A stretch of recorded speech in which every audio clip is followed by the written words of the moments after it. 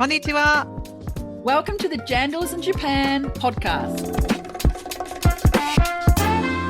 Kia ora, Catherine. How's things? Konnichiwa, Jane. Super excellent. Yeah.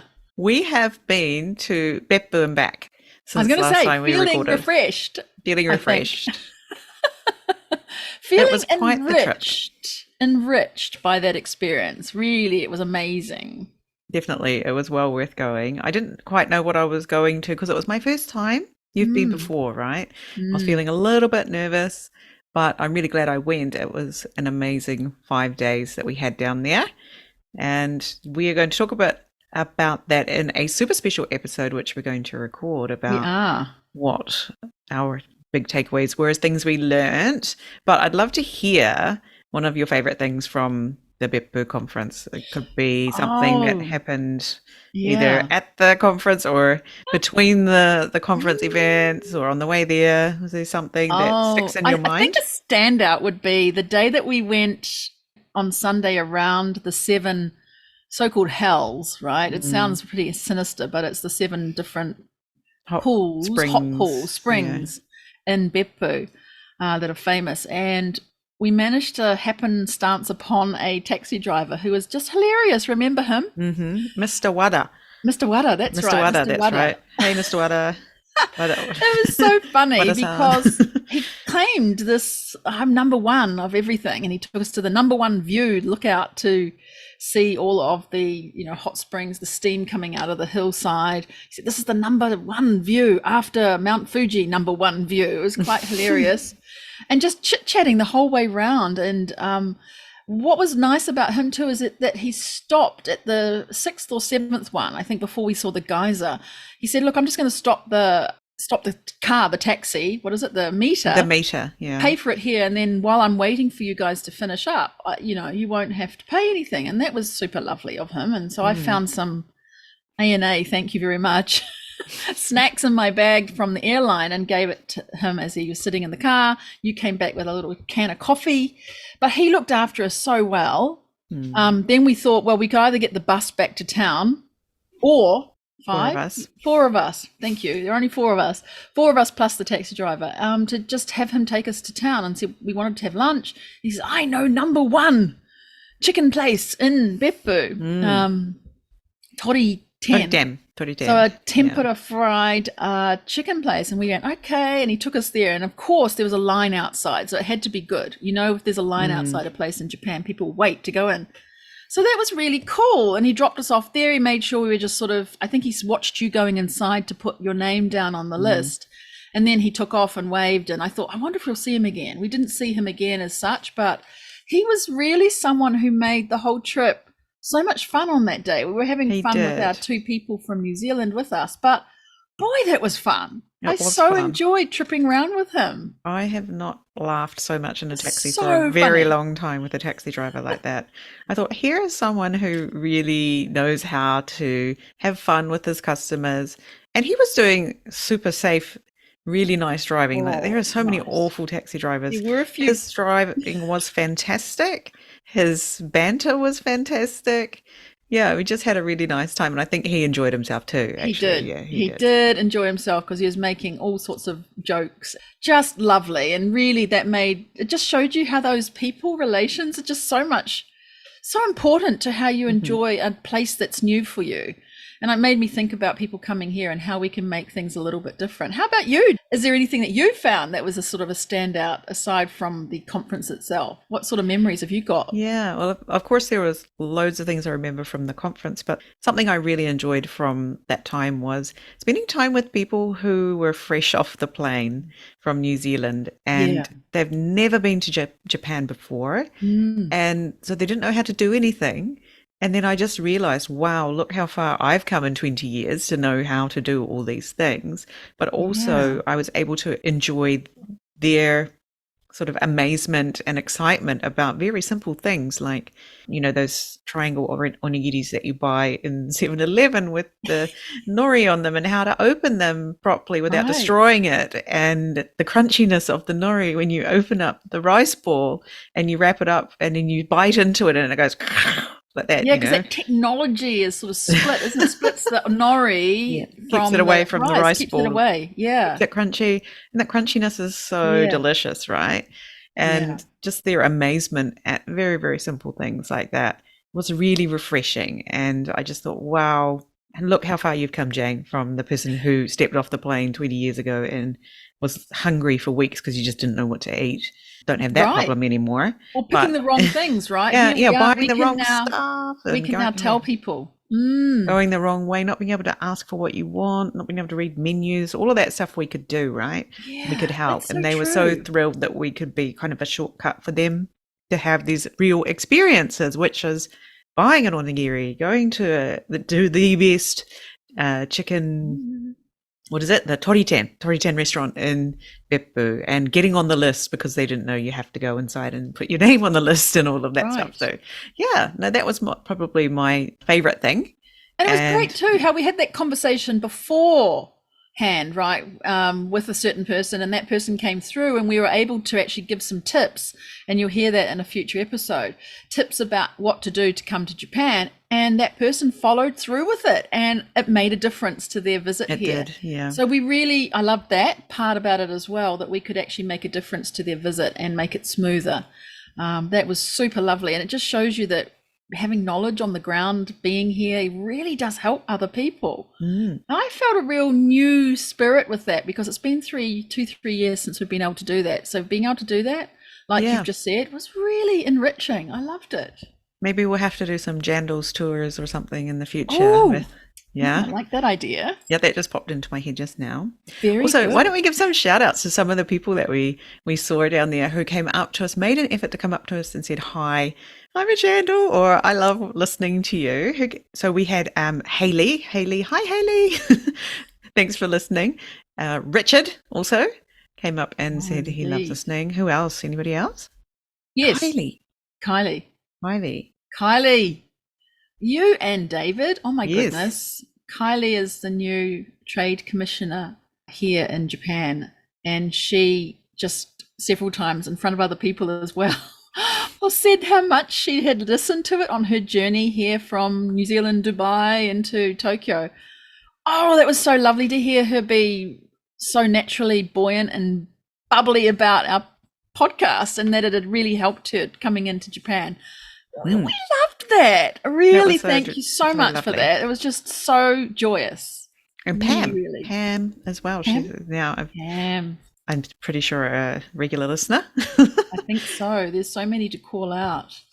Yeah, Really, so if thank we've missed you, we haven't forgotten you, but Yeah. that was the ones that popped up in the top of my head. Just So to have the whole conference dotted with people who then came up and said, oh, you're the ones. And, oh, that's you. Oh, we've listened to you. And where's Jane? Is she here? Yes. And I'd call you over to a conversation and you'd start speaking and they recognize your voice. And yeah, oh, that's you. Yeah, that's funny. you. Yeah. So we got an absolute joy out of that people are listening and that they became subscribers. And especially in the introductions that we did, Jane got people to get their cell phones out and search immediately for the podcast and subscribe. And some did that. They did, one didn't person, they? one person subscribed and started playing it in the middle of our meeting. the room. That was so funny. cute to hear the intro music. So maybe it was a had to be there kind of situation, but we obviously, as you can tell, had a lot of fun, not only with the substance of the conference, but the people who were there and the things that happened that were just so fantastic. We'll tell you more later. And speaking of fantastic people, we have Lee coming up on the episode today. Talk about fantastic wahine representing today. Lee coming in to talk from Les Mills International in Japan, and she's the managing director here. I mean, Les Mills is such an iconic name. It's been around in New Zealand 50 years. I used to do not lots, but I used to do a bit of exercise with Les Mills back in the day when I had my membership. She's been an early entrepreneur in her career. You can hear about that, how she started up businesses and how they helped her in her journey to actually start with Les Mills from a really sort of small start that you'd think maybe wouldn't have been sustainable. She actually went back to them again, right after that first little stint. I don't want to give it away, but I really want to tell the story again. Les Mills has been around in Japan under various geysers with different operators and partners here for more than 25 years. And they really started to ramp it up around 2011. And since Lee's been here, it's gone even further into explosion with her leading the team here and building a business based on really true values. So I just loved her story and can't wait for everybody to listen. Yes. So who knew Les Mills was here and doing its great IP business? So if you're in IP and thinking about how you could potentially come into Japan, then you might want to listen to this episode. I think it'd be very useful. So let's hear from Lee. Kia ora, Lee. Welcome to Channels in Japan. Great to have you on the show today. Kia ora. Thank you for having me. So great to be here bright and early with you guys. Yay. Alrighty, so we're going to start with our usual warm-up question. So today's question is, your friends have invited you on a trip to Mount Fuji. Are you a climb Mount Fuji or look at Mount Fuji from a distance type? Oh, that's a tough one. I have debated this question myself several times. And even though I work in the fitness industry, I'm going to be a look at Mount Fuji from a distance. Oh, Yeah. That's a surprise. Yeah. I've heard different people tell me different stories, and although it's quite an amazing achievement to get to the top, I think that sometimes in life you don't need to always push yourself that hard, and sometimes you need to pick and choose when you sit back and enjoy the view. So yeah, nice that's me. Ooh, that Yeah. is nice. How about you, Catherine? Look Oh, or climb? I'm with Lee. I've always loved mountains. Of course, New Zealand is full of beautiful mountains, full of them. And Mount Fuji's always been something I love looking at. And it's almost like, was it Warren Buffett? I don't know. Someone said, if everyone's doing zig, you do zag. And I'm just going to go zag and look And at that look. beautiful mountain. Yeah, look. Yeah. Jane, I'm with what about you. I'm with you. Yeah. I mean, I've climbed plenty of mountains myself, but I have no desire to climb Mount Fuji. And I think it is because obviously looking at it is much more, is brilliant, right? It's the same as climbing Aoraki in New Zealand. So it's pretty high, right? That's And it's tough. pretty intense, right? And there's not much air up there. I don't do well at high altitudes like that. So I'm going to stay on the ground and look from a distance, preferably from an onsen like this, looking out at Mount Fuji. They have some of those hot They springs, do. so you can sit in the hot spring and look at Mount Fuji. That would be the best. We have to do that sometime, Catherine, I think, That would be right? fun. Some of the old baths in Japan too also have a picture of Mount Fuji on the tiles, don't they? Oh, they do. Yeah, in So the that even centaur. if you're Yeah. not the centaur, even if you're not Yeah. at a place where you can see Mount Fuji itself, you can see it on the wall and envisage that you're there. Right. Yeah. Yeah. Yeah. Wow, I, so I we're think for all me, being in Japan, Mount Fuji also reminds me of my hometown in New Zealand where I grew up, which is in Yes. Taranaki. So I'm originally Taranaki. from Taranaki, and I believe that Mount Fuji and Mount Taranaki are, I might get this wrong, sister mountains or something like that. And Hmm. because the shapes are very similar, Yeah. for me, looking at Mount Fuji sounds much more appealing and a bit of reminiscing as well of my hometown. Yeah, I think you're nice. right with Mount Taranaki, isn't it? It's because I think that's why Last Samurai, that movie from years ago, was filmed in New Zealand because of the shape of Mount Taranaki. Exactly. That's exactly Yeah. it. Yep. Well, that is so great, Lee. We're so excited to have you. The managing director of Les Mills Japan. Yay. We're really, really thrilled to have you as a wonderful wahine on the show today. And so you've talked a little bit there about your origins. Tell us a bit more there, because we'll put your full bio in the show notes, but tell us about your background and how you came to be with Les Mills. It's a little bit of a strange story, but my parents were originally refugees from Vietnam, and we came to New Zealand in the 80s and lived in Taranaki for a long time. in a very small town. And so I always wanted to go to the big smoke back then, which was any city that is not Taranaki.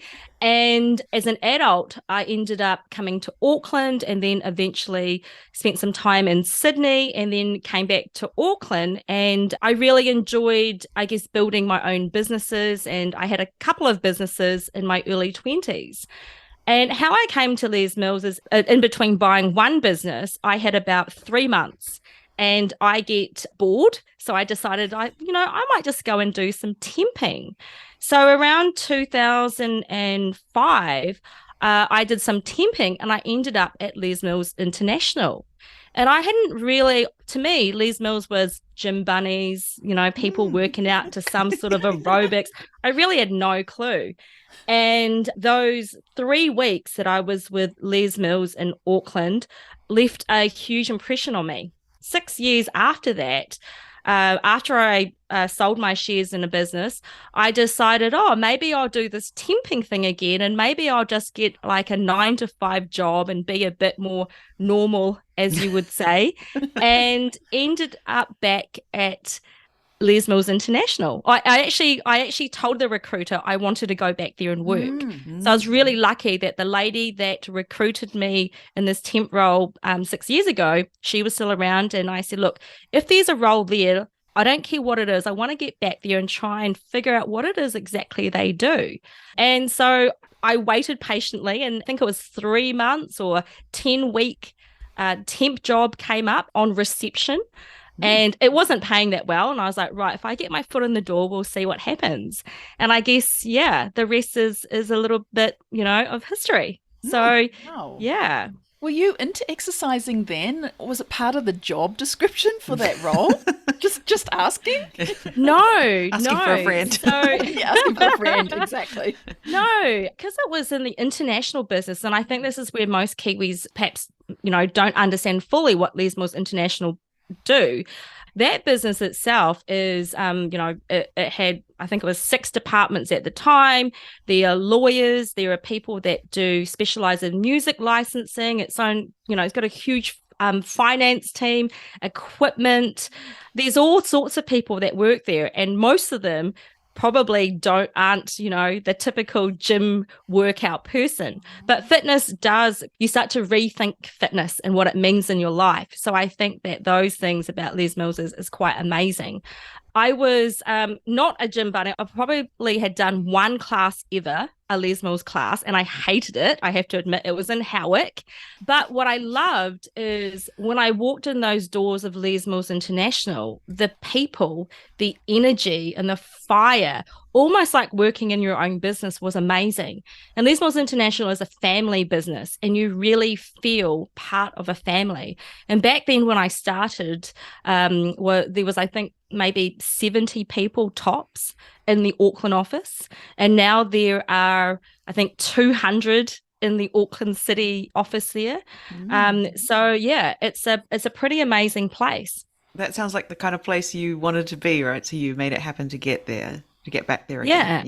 Yeah. I felt like there's just so much opportunity. So once you start to open that door and you realize the global footprint and the ambition that the business has, you really want to be part of that. And so for me, being really clear about why we exist as an organization, what we're trying to do, which is so purpose-driven, that really resonated to me, especially because I've spent some time as a foreign exchange broker, which, has at the time for me little purpose. I'd also been part of a print business which had a really great community feel, but I was looking for something more where I could make an impact at a bigger global place. Have you been part of Les Mills entering Japan from the start? Yes? Tell us about that. What happened and how did you get involved with being part of the entry to Japan? Well, after this receptionist role, I came on, they offered a full-time role as a PA. And then within 6 months, I was involved in doing projects, which was quite exciting. And one of the projects that I guess, the company's strategic initiatives at the time was looking at how we acquire businesses or independent distributors that we had around the world. And I was lucky enough to be part of that. So it meant that I was part of a project team where we decided, okay, if we went into this market and acquired that business, what would it take to set us up to be successful? So the very first project I did was actually the UK, which was and this is a small town girl who had, the biggest city I'd been to was Sydney. And I was lucky enough to go to London. And I think for 2 weeks, I locked myself in the room because I was a bit like, whew, what is this place? Wow. And on the back of that, I also supported several other markets. And then in 2016, there was an opportunity to come to Japan. And I had been working in terms of, like what that setup could look like behind the scenes in Auckland. And to be honest, I didn't know anything about Japan at all. It had never been on my radar to actually visit. I didn't really know anything about the culture. My manager at the time said to me, look, there's an opportunity here. Would you like to go to Japan for 3 months? And I said yes. And ended up coming here for more than 3 months, as most things at Les Mills happens. Everything is longer than you think. Ended up being here for a year, and I absolutely loved it. The people were friendly. I was confused yet fascinated. I was, totally out of my comfort zone as anyone from, New Zealand who knows a lot about Japan would be if you could imagine arriving here. But I found it really difficult to navigate because I don't speak any Japanese and I don't read obviously either Japanese. And it wasn't until I visited here in 2019 that I realized that Google was now pretty amazing and I could actually get around a little bit more. So I made the decision in end of 2019 that I wanted to come here and live. And I'd never lived overseas or committed myself to one place for more than 3 months, which probably says a little bit about me as well. But I wanted to do that in Japan. So I've been here since 2020. And although not ideal with the current couple of years of, challenge, it's been amazing. Yeah. Wow, why was Japan chosen then? UK sounds obvious, but why was Japan selected? Is there something there in the story to selecting Japan as an international venue for Les Mills? There's probably a couple of things, and maybe at the time I didn't realize why, but Japan has a lot of, the people here are really friendly and they really want to embrace international culture. And I felt that for me is a really great challenge where I could help with that, bring a bit of that real Kiwiana-ness to this country. I felt that Japan fitness is really interesting as well, in the sense that it's so different to how Western cultures perceive fitness. And I guess as a business, as we're looking at which independent distributors to acquire, we have to consider what the market is like and what the potential is. And Japan has over 5,000 fitness clubs nationwide. And we're currently only in 1,000. And back in 2016, when I first came here, we were only in about 500 clubs. So there's a lot of potential and scope. And as we've seen in the last few years, we've seen more and more fitness operators open. And I just felt that this is a really great challenge. I really want to grow the business here. But not only that, there's a big opportunity for women to, I guess, lead as well. And we've seen that desire in most markets and most businesses over the last 5 years in particular. And I found if I could make a real difference here, how amazing would that be? Oh, exciting. I've definitely noticed an uptick in the number of gyms opening around Japan. I don't know about you, Catherine, if you've seen them in your neighborhood, but more sort of smaller 24-hour open gyms are popping up everywhere, which is so exciting to me because going to the gym for the first 15 years of being in Japan was like 10 to 8 sort of opening hours, and good luck getting a machine because all the grandmas and granddads were hogging them basically. That was the sort of the gym I remember from my earlier days of going to the gym in Japan. So tell Certainly. us a little bit about what Les Mills does. Like, does Les Mills have its own gyms in Japan, or is there something else you're doing here? Yeah, we don't actually own any gyms outside of New Zealand. So we have a licensing and training model outside New Zealand where we license our programs to fitness clubs and we train instructors in our system where you can become a certified instructor. So we're basically licensing IP, I guess, if you want to look at that. But our real focus is helping clubs really be successful because the Les Mills gyms in Auckland are one of the most successful clubs in the world. And there's a formula that has, I guess, has made them successful. And so we try and teach other clubs that formula so that they too can be successful. One of our why as a business is to create a fitter planet. And so we're trying to inspire more and more people to live a healthier and happier lifestyle. And so if we can do that through our programs, through motivation, then that helps the business achieve, its goals. Did you have to do this all online then during the last couple of years, or was people still able to go to the gym and work the programs there? We did have to shift online. A lot of people were very hesitant to go to a club, let alone work out in a group fitness environment or in a studio. And if you have been to a studio recently, you probably have seen all of the different protocols because Japan has a lot of protocols, a lot of rules around what needs to happen. And so a lot of that had to come into play or become part of the business operations for people to continue working out. What's really interesting is that when COVID did hit and people were feeling more confident to go to the gym, they were looking at markets like Japan and like China, who are used to a bit more social distancing, a few more rules as to what needed to be done.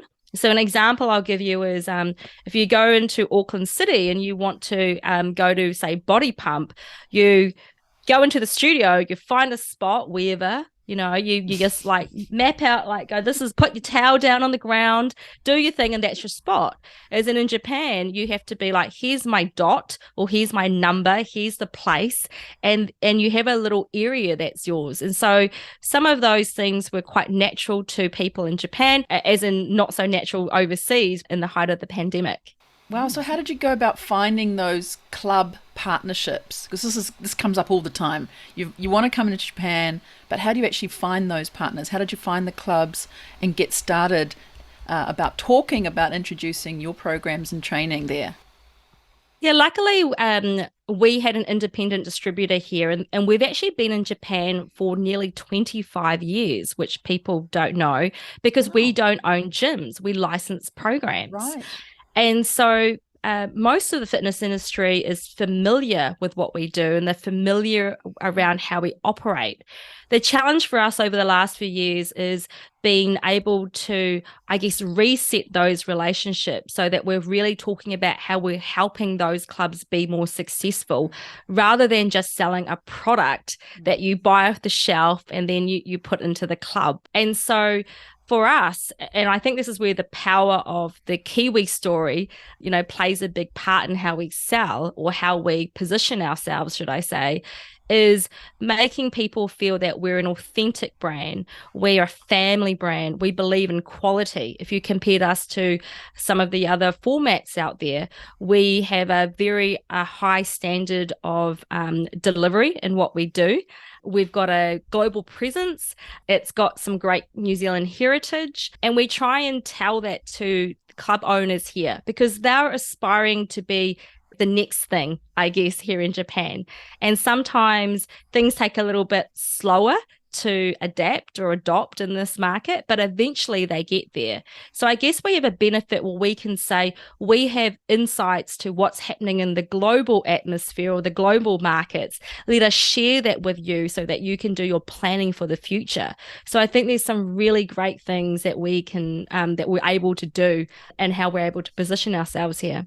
So how could other businesses learn from what you've done with licensing your IP and selling it? What could be some takeaways for other businesses wanting to do something similar?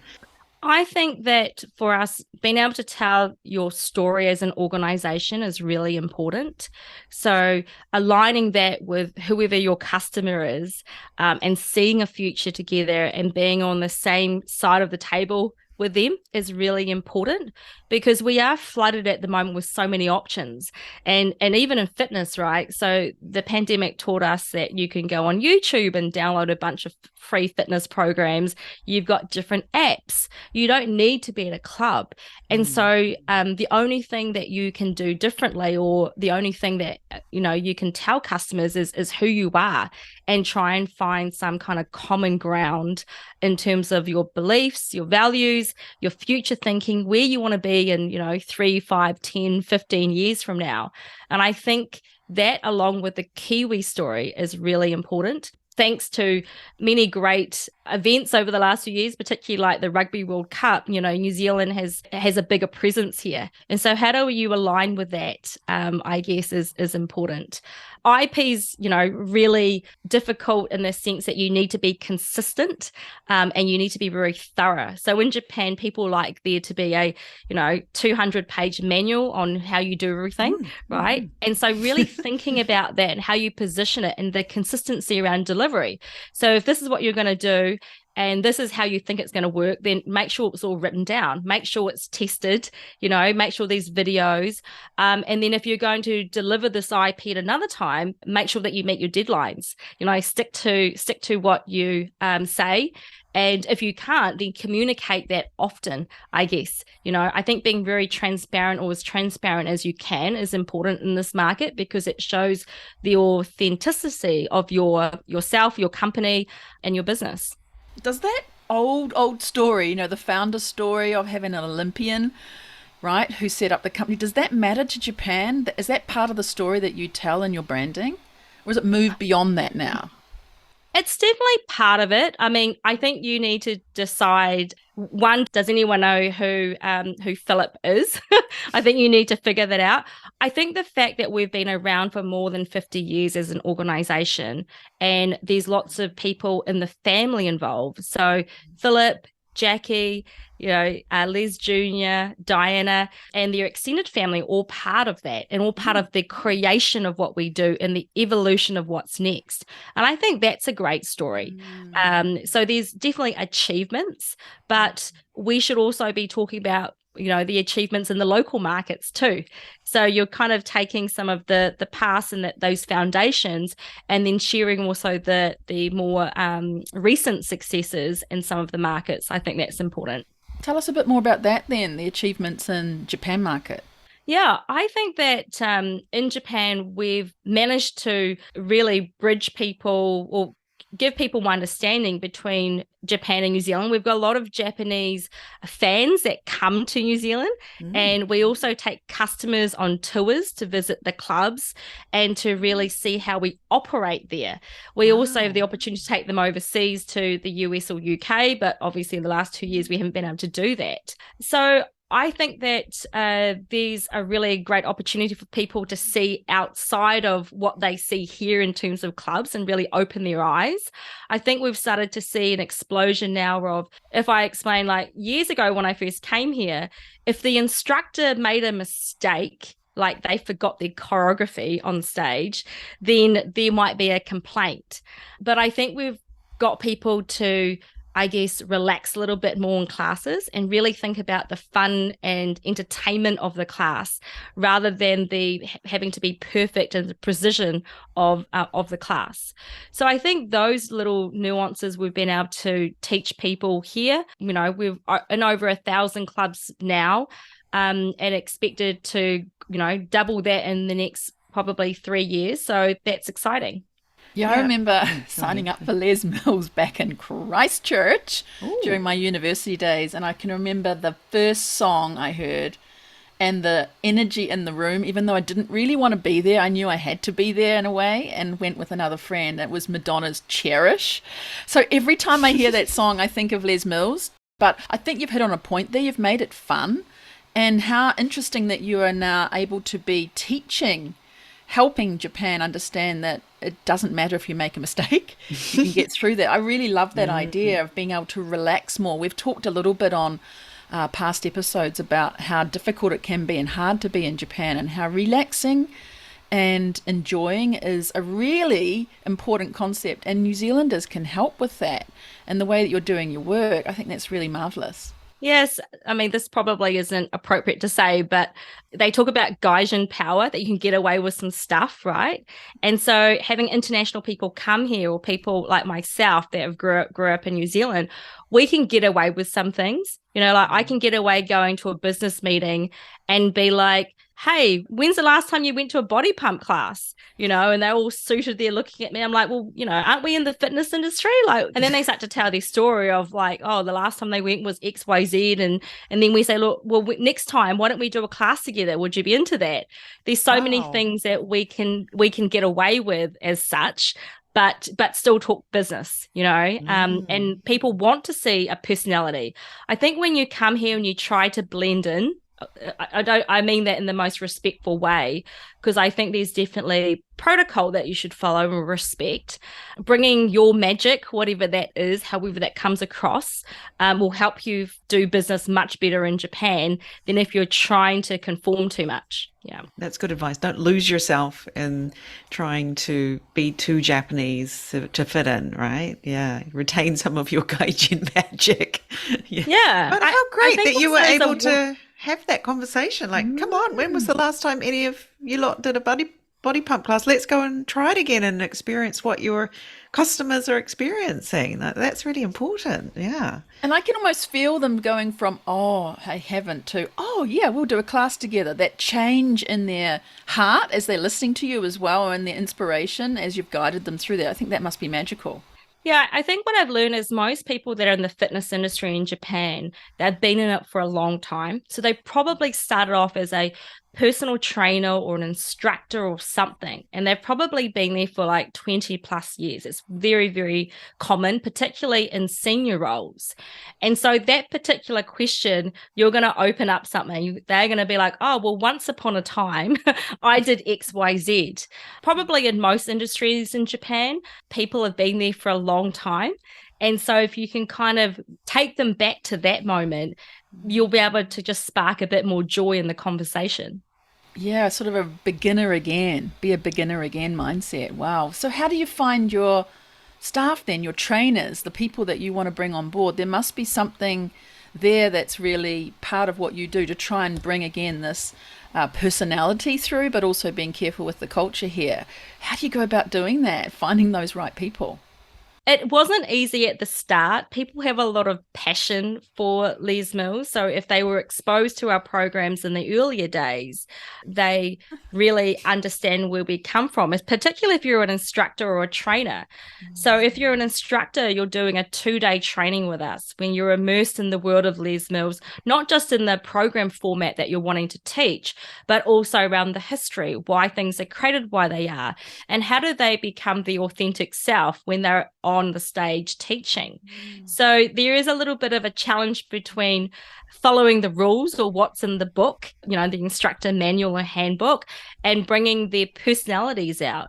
And you'll find like any fitness class, it's all about the instructor.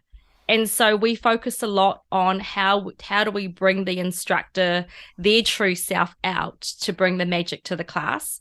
Because if they just follow the manual, then we'll just have 1,000, robots really, right, teaching a class, and it all sound monotone and it will be, the same. And so we're really trying to find people who are able or willing to dig really deep into their self to bring that personality out. I know when I'm in Auckland, I go to certain classes because a certain instructor might be on, right? But I also know that if I go to a body combat class, no matter where it is in the world, I'm going to get a great workout because there's consistency in how that program's delivered. The difference is always who's delivering it, right? That brings the extra, that might give me the extra 10 or 20%, more energy, I guess, in the class. Yeah. Yeah, I can imagine that. Yeah, if you like the instructor, you might be more motivated to actually get up and go to the class because Sally's teaching today, or Yeah. Instead of Bob or whatever. Yeah. The model's a little bit different in Japan because in New Zealand, most people can go to a training. So, if you've got a personal interest and you're thinking, oh, I might want to become an instructor, then they can just rock up to a training, more or less. I'm sure there's a few more things I've got to do, but they can more or less rock up to a training and experience what it's like to be trained in one of our programs. Now, in Japan, because of the licensing model, which means that you need to be a licensed facility and you need to also have a certified instructor, the instructor before was employed by the club, and the club would send them or decide if they went to our training. So sometimes the instructor didn't have much say if they wanted to teach this program or format or not. So that's been a really interesting learning from this market is, I guess, how clubs might see their employees, how they dictate or tell them, this is what you've got to do as part of your job. So it's changed a little bit now. I think that's softened a bit. People are more aware that they need to find the right people that are genuinely interested in group fitness before sending them to a training. But we have certainly experienced a lot of instructors coming through who didn't have a clue what program they were doing. They may not have ever lifted a weight before or, did any type of dance and were thrown into it. So that's been quite interesting. Wow. And how did they go in the end? Did they come out okay? I'm very worried for these instructors. I was really worried too. Luckily, there's a little bit of pre-work that they need to do. They get a video which they can see what's going to happen. But you can imagine their nerves and energy when they walked into the training thinking, oh, their I guess physical ability was definitely tested and they were sore for a little bit. But because the training is more about that creating that community spirit and, really getting everyone to understand what it's all about, they fell in love with the essence of what we do. And so I think that gave them energy to carry on. What is that essence? What is it, if you put your finger on it? What is it for you? I think that people that are in the fitness industry all have a strong desire to help and inspire others. And I think it's wanting to, inspire and motivate others. Yeah. That doesn't sound, essence makes it sound like there's this magical formula, but I think it's as simple as that, is that there's so much joy when you see someone working out with a big smile on their face, giving some crazy dance a go or something they've never done. And they're like, wow, that was pretty amazing. That to me is, the essence of what we do is just really creating a smile on everyone's face after a workout. Yeah. Yeah, I can imagine the group together dancing same choreography format would work extremely well in Japan because that is really appreciated. There's a lot of that kind of thing that naturally happens in Japan through festivals and, the Bon dance and all of that. And trying to get a Japanese person to just dance freely by themselves, like in a dance club or just, anywhere is quite tricky. So there's a lot of potential for Les Mills to expand in the future in Japan, I'm sure. What are some of the dreams that you have for Les Mills going forward? Gosh, there's so many dreams there. That's a big question. Right now, a lot of people probably don't recognize Les Mills and who we are and what we stand for and what we're hoping to achieve. And I think if more and more people could understand that would be pretty amazing. Like, we do a lot of work in fitness, but we also have many other interests in the business as well. So we plant trees, we do a lot of work with UNICEF. So I think that if we can make everyone think more about those things in Japan, that would be an amazing achievement for us. I guess one of our other dreams here is, everyone really working out 2 or 3 times a week or inspired to work out. Like, imagine if how amazing would that be for people's personal growth. Fitness does so many amazing things for people. So in Japan, if people could change their mindset around what fitness is about, that would be a huge win for me. Yeah. What would it take for someone like me who walks a lot to take that next step and be inspired to join the gym that has your programs and your trainers, what would it be? Tell me Just what I take have to just do. take just take the step. Take the Yeah. step. Yeah, that's the thing. I like if you're thinking about it, most clubs offer, one class or 1 week free trial or something like that. All you've got to do is just take the step through the door. It's the And, hardest step, isn't it? Getting that it foot through is. the door, Yeah. the unknown. Yeah. Yeah, being that person in the class who doesn't know the steps, it's quite Well, hard, if you isn't it, the manage to first put a time around? smile on my face after exercising like that, I think that would be really an amazing goal to look to, right? For myself, I think that would be what I'd be after. And I suppose, too, in Japan, if you can put a smile on people's faces, that's something you can't bottle. So, tell us about some of your observations about the differences between group fitness classes here in Japan and overseas. Yeah, there was a few, and I found these so fascinating. And when we have people come visit us from overseas, I've got to tell them at the start. So I kind of get excited because I feel like I know some things. So the first thing is shoes. So there are like Oh, indoor yes. shoes and outdoor shoes. So the shoes that you wear into the club is really important. Lining up for classes, like this is normal. People line up for a very long time. And once you're inside a studio, they close the door and they say that you can't leave, which I find is really interesting. So the instructor normally greets you at the door Right. and everyone comes in, and then she closes the door and no one tends to leave.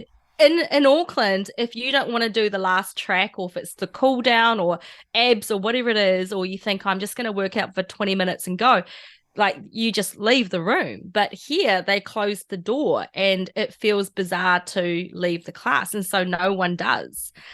They don't lock it. I mean, that's an extreme, but but you Right. feel like you It's a can't little bit leave. uncomfortable to leave. Yeah. Right. Yeah, it's a little bit Oh. uncomfortable to leave.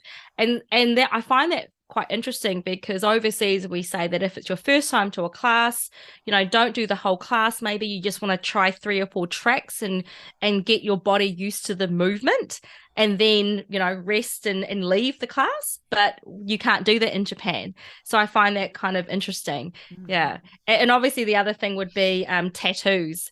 So there's lots of fitness clubs, particularly traditional clubs, where tattoos aren't allowed, or if you've got a tattoo, even if you cover it, you're not allowed to join. So that makes it very challenging if you're from overseas. Yeah. It does, yes. I remember signing up for baby swimming with my kids, and I had to sign a waiver that said, I'm not a gang member, an alcoholic, or a drug dealer, and I didn't have any tattoos to join the baby swimming club. So yes, it's it's a real thing still here in Japan. Yeah, they even measure your tattoos too. So if you do have a tattoo, they ask how big it is, and they ask to measure it as well. I've experienced that in a couple of fitness clubs, which is Mm. very interesting. And if it's below a certain size, it might be accepted, or if it's It's obviously a 15 fashion centimeters. tattoo. Yeah. Yeah. 15 centimeters in this particular club. But even if it was under, you couldn't show it. But they just Right. wanted to make Oh sure my the type God. of tattoo it was. Right. That's important. Yeah. Okay.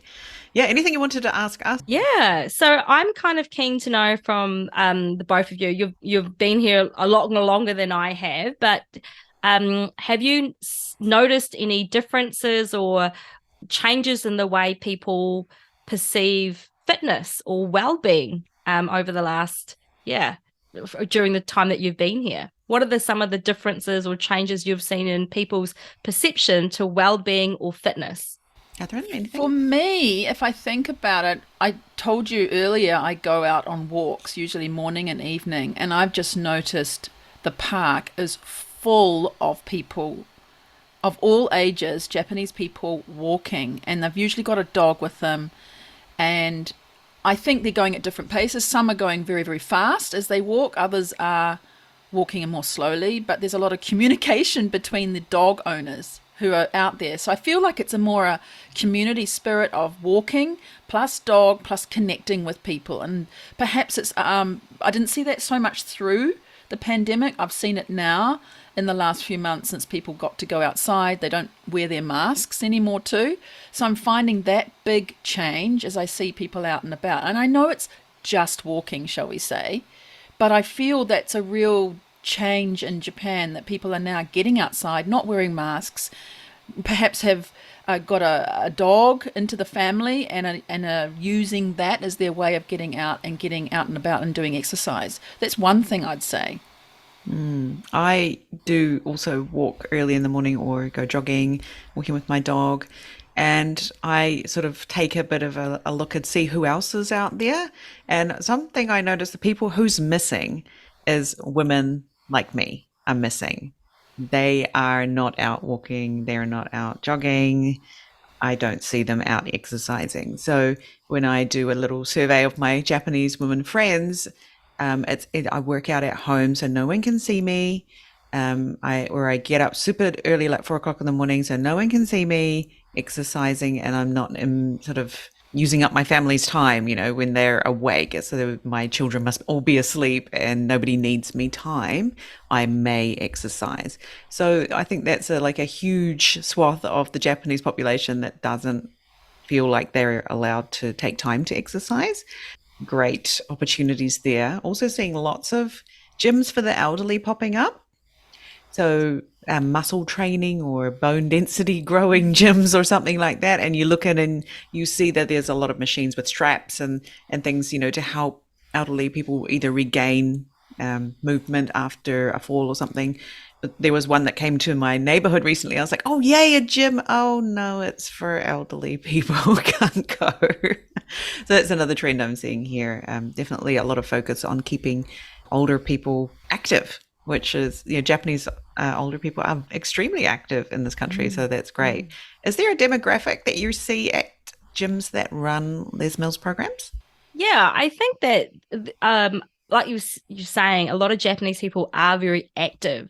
And so even though they might be older, they're very aspirational as well. And so you've got a lot of people who might be in their late 50s who are doing 3 or 4 Les Mills classes, a week, because they just love it so much. I think our main demographic is generally women. Women tend to like to work out together, I guess. So the social aspect is very strong.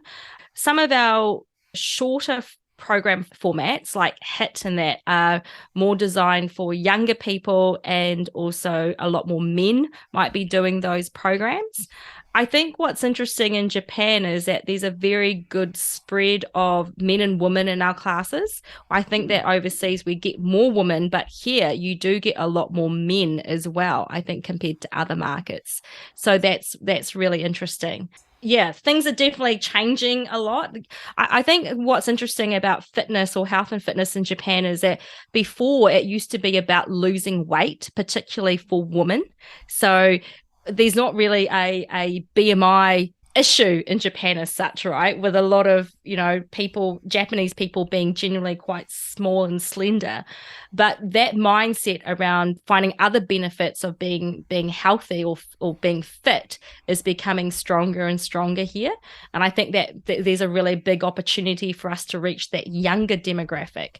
So even though we might say most of the people that might be doing classes or going to the gym might be a little bit older, there's a huge opportunity because of the size of the population to reach this younger audience as well. Yeah. So building on sort of mental sturdiness, right? Mental fitness, and realizing that it's not, if you've got a healthy body, you've got a healthy mind. And so therefore you can do better at work, you can do better in your families, with your friendships, all those kinds of things. Is that what you're sort of hinting at there? Yeah, absolutely. Yeah. That whole mind body balance, that everyone's talking about is so, wellness. That's the new word. Right. People don't talk about fitness, they're talking about wellness. Yes. And do we have to go to the gym? Is there an option for you to come to us at our corporates or at our organizations? Is it possible to do that with you? Yeah, absolutely. And so one of the things we've just started up again is with some of our partners for their organizations, like people that work in the back office and that, if they don't know our programs, we do invite them to our studio that we've got. We're in a building with a small studio, and we have a bit of a workout, tell them a little bit about our programs, and then, we can have something to eat afterwards as well. So if that's something that people were interested in from a corporate wellness perspective, then absolutely they can reach out to me. I can share my details, and that's something that we can do for any organization. That sounds awesome. Yay. Great. And any other future trends too, Ly, that you're seeing, future trends that you are personally seeing in this industry, or even perhaps some gold mines or options that are available, you think, for Kiwis coming in from your experience? Yeah, some of the trends I'm seeing is that in particularly the wellness sector, younger people are putting a priority to wellness. So even 6 years ago when I was here, if you had a gym membership, it was something that was you were wealthy, or the gym fees were really high, so you were paying quite a lot of money to belong to a fitness club. Yep. And they were generally big box clubs, and they'd be blow drying their hair for an hour because maybe their houses are too small and they don't want to do that at home and use the electricity, but they'd be spending like 3 or 4 hours in a club. And I think what we're seeing now with social media and the influence of what's happening online is young people are starting to go, actually, I can get in, do my 30-minute or 40-minute workout, shower, and just get out. And so the prices or the options for memberships have definitely changed. Yeah. I think in Japan, we talk a lot about this older demographic, and that, what are we doing for that? What are the business opportunities for that age group? But I think that we should be kind of shifting our thinking around how do we capture this younger market? So, the under 30s as such, because they are the next, I guess, high earning people in the country. And it's still a huge population of young people. And so right now for me, a lot of focus is how do we reach them? How do we market to them? How do we make sure that our programs are appealing to that demographic, and be more future thinking rather than what we've always done for the last, 10 or 20 years here. So I think anyone coming into here should be thinking, not what have we just experienced in the last, 2 years or the last 5 years, but like what does the next, 5 or 10 years look like for your industry, and what do you need to do to help the market see that? Because future thinking is so important right now. Well, excitingly, are there any activities or promotions that you're doing through your clubs that you wanted to share with people who are listening? So right now, if you wanted to experience a Les Mills class, I would advise to go to lesmills.com. And we do have a class finder or a class search, and you can find your nearest class there. Most clubs do offer a one free class or a week class pass or something like that. And I think go and just immerse yourself in that experience, because I think that the fitness industry here is so unique but so amazing, and it gives you so much insight into the culture. So that would probably be what I would say for anyone looking for a class. We are looking at bringing in more English speaking classes in the near future, so we are definitely looking for instructors that are keen to do that. So watch the space as we evolve into that place. Awesome. I look forward to that. Thank you so much for being a successful jandal in Japan, Ly, and coming on the show today. And we look forward to checking in with you in the future and see how all of these dreams and things are going. Thank you. Thanks for having me. This has been great. Good luck with your next jandal interview too. Thank you. How awesome is Ly? What a powerhouse and inspirational wahine from Les Mills. She is amazing. I love what she's doing here, and I love her going, even without the language, finding a just way getting into in Japan, there and just doing it. That's Yeah. it. How Yeah, awesome is Google's her that? friend for sure, but also Yeah. it's more than that. I think it doesn't. Google's not going to solve all your problems in Japan, but True, how true. amazing that she's just gone for it, and we really give you a big shout out, Lee, for that. That's just courage personified. Well done. Yeah, what a great story of like testing out, working at Les Mills from the start, finding she loved it, and then making it happen to get back there. It's Such a fantastic. great story. And yeah, now that she's in Japan, I'm very happy that she's here. She's going to do great things. What were Yeah, your favorite takeaways it's like from Les Mills found learning? her, and interesting how it just really got inside her that when she came back, she wanted to work with them again. I think that's really, really cool.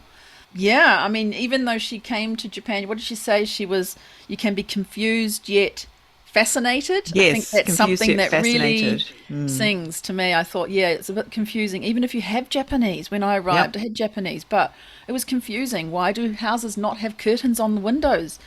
What, just things like that were confusing, but also a fascinating place to be and Yep. do business. And I loved how she talked about those sorts of things too. So yeah, Liz Mills doing things a bit differently. IP licensing, business opportunities in Japan. This is you don't have to buy all the gyms and operate all the gyms. You can just sell your programs and train the people and have that as a way of making money in Japan. That's amazing. What else could that work with? You think about New Yeah. Zealand with yachting, right? We could do that, or flying planes or helicopters. Is there not an opportunity that New Zealand is really good at? Ski instructing. There must be programs. I don't know. Anything like that would be amazing and transfer into Japan. White label or Yeah, say like Les Mills out there, outdoors. Yeah, that outdoors. outdoor safety training or outdoor Training, something training. cycling. Yeah, I think there's real potential there. Really, really great potential. I mean, she didn't tell us the formula, and nor should she, but there's obviously formulas that other Kiwis have. She did talk about the Kiwi Ananess, which was a new one on me, Kiwi Ananess. But that is a thing that's been brought through here, helping people smile, and when they end up at at the end of their exercise journey. Yeah, And I well, loved how she talked too about, what keeps people coming back to the gyms. And she mentioned this topic that has come up over other conversations we've had with Jandals about being consistent and thorough, yes. right? And meeting your deadlines, sticking with what you say, and being really open if you can't. That transparency. This comes up again and again. It really is important for success here. It sounds like it has been for them. Yeah, even throughout your things you're licensing, it has to be top quality Top and quality. on point for Japan. And also, I know you like too when she talked about personality and not losing yourself in Japan thoroughly, also utilizing the different factor that we are different, we look different, right? There's sometimes I'll be on the train and I'll look in the reflection and go, oh my goodness, I am not Japanese. I am Yeah.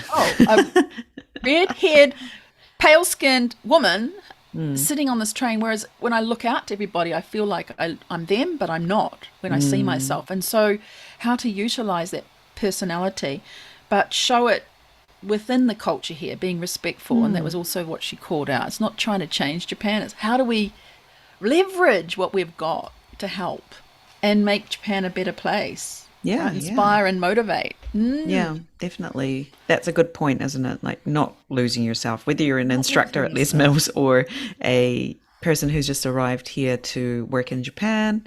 And I think everyone goes through that phase of losing their self for a bit, trying to fit in, trying to Yep. do Yep. what you're Definitely. supposed to do so that, you're being respectful, but yeah, you do lose yourself a bit. Then you find yourself again. So I think that's kind of the process that most people experience over the years. But yeah, we do have that magic to be able to, yeah, do something a little bit differently. Maybe, yeah, especially with our fresh eyes on problems and things. So that's something you don't want to lose. And she finished up telling us too about these trends, right? Wellness and looking to people who, Wellness. the older generation most certainly, but also not to forget about that new generation coming through and how you can appeal to them, what you can do for them to get them inspired and motivated. That's a good That was point, isn't it? really Because interesting. so many things are pointed or They're for the geared elderly, towards, right? yeah, In this yeah. country. And even like in my neighborhood, it's just full of things for the elderly. And I'm like, oh, great, something's being built. What is it? Oh, it's something that we don't need. Isn't It's it for the like elderly. elderly and young? Why could we not also be doing things? Why could that gym that you had not have a class or a few other places that are used also for the young people? Right? What's happening at that gym between 6 a.m. and 9 a.m.? Nothing. What's happening at that gym after 7 p.m.? Nothing. Nothing. Right? It's such a waste of space Imagine. and things. I just noticed that the things they have in there, potentially other people might not want to use them. They're sort of not for younger people, but yes, that kind of thing. We actually have in my neighborhood, downstairs is an old people's daycare. So that's where the older people go in the daytime to spend their day. So they're not at home alone. And there's a bus that goes around and picks them up. And so downstairs is for the elderly, and upstairs is a juku. So a after school, extra school, cram school for, I see sort of older elementary school, primary school students going in there, and junior high school students is upstairs. So they've built that into one building. But I'm sort of like, well, what's downstairs after 6 p.m. because everybody's gone home. All the older people are at home, get ready for bed, right? So yes, young people tend to be sort of overlooked, I feel. Maybe that's in right. Japan, because the money is all heading towards the care for the elderly in Japan at the moment. So yeah. I remember one concept in Tokyo that worked for a little while was daytime. This place was a bakery and had sold bakery items and a little cafe people could sit down, and then at night it changed into a bar. So they sort of changed the decor slightly and the lighting, and it became a bar. So they could take down the items that were used in the bakery sort of situation and put up the bottles on the shelves. So you could conceivably in that place nearby you move some of the things that might be not really appealing to younger people, swap it out and make it more appealing and use those things. If it's because Japan's good at that, converting things and little. They should be, like more than one use for a space, more right? Than it one has use been for a done space. forever in this country, so it's be interesting. So well, full of inspiration. I loved how she did that and told us a lot of little clues and hints there for the future. I thought, got us thinking too, right? At the end there, when we went off camera, we got some ideas as well. We look forward to talking about those later. Yeah, and I think Lee's very open to anybody who wants to contact her. If you want to work with Les Mills or do something, she would love to hear from you. So, definitely check out the links in the show notes. And that's all for today. We'll see you on another episode soon. Kia ora, bye. Bye.